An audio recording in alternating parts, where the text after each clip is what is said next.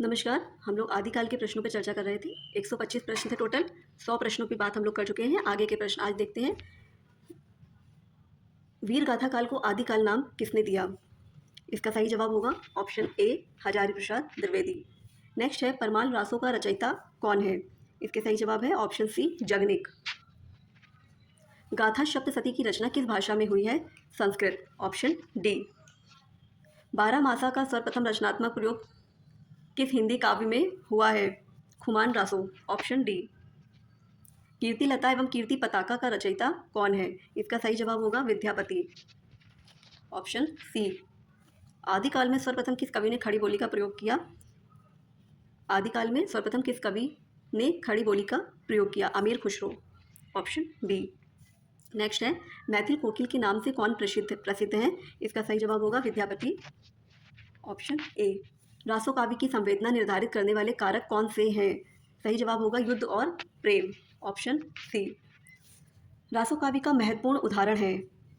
इसका सही जवाब होगा ऑप्शन डी पृथ्वीराज रासो।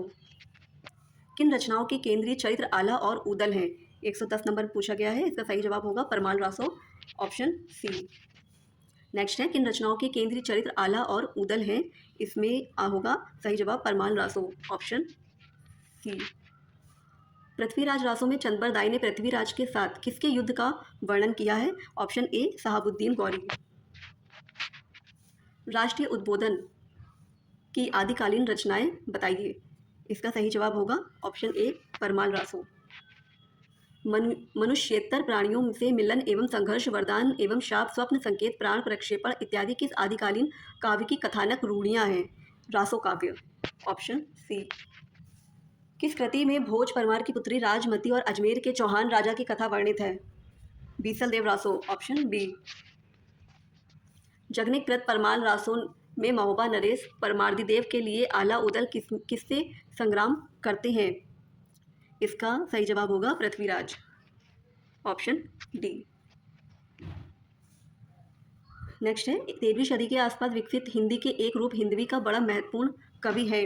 इसका सही जवाब होगा अमीर खुसरो। Option B. पृथ्वीराज रासो का कवि कौन है? Chand Bardai. Option D. Prithviraj Raso को प्रामाणिक रचना मानते हैं? ऑप्शन ए श्याम सुंदर दास। पृथ्वीराज रासो को सर्वथा अप्रामाणिक मानते हैं? Colonel Tod. Option B. Prithviraj Raso को अर्ध प्रामाणिक मानते हैं? इसका सही जवाब होगा ऑप्शन बी हजारी प्रसाद द्विवेदी। धार्मिक संवेदना और लौकिक प्रेमानुभूति किस साहित्य की संवेदना है? इसका सही जवाब होगा ऑप्शन ए रास साहित्य। रास साहित्य का प्रचार आदिकाल में किन कवियों ने किया है? ऑप्शन बी जैन कवियों ने किया है। रास साहित्य का उत्कृष्ट उदाहरण है? रास साहित्य का उत्कृष्ट उदाहरण है ऑप्शन ए संदेश राशक। आदिकाल में चारण और भाट कवियों ने किस प्रकार के काव्यों की रचना की है? ऑप्शन बी जैन कवि।